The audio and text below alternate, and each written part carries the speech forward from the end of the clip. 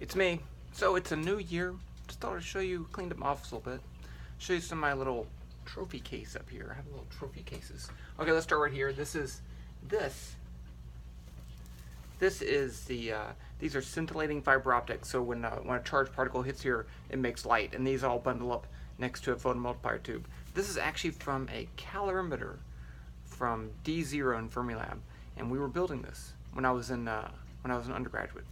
And I had this big old thing of lead and steel, and then when they lifted up to move it, someone put it on there wrong, and the whole thing went boom and just crashed. And I said, well, I'm taking this. So I took this. I probably shouldn't have taken this, but I took this. So that's that. This is actually, I like this.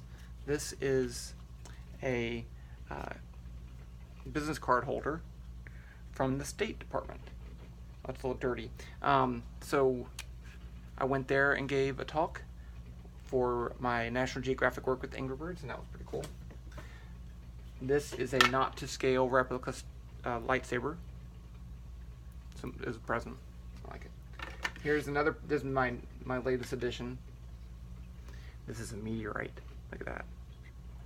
Super excited about that. This is a. It got dirty. There's a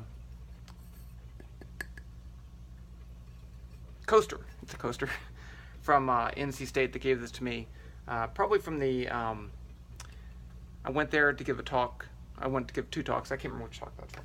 This one I got at a conference. I don't know if you can see that.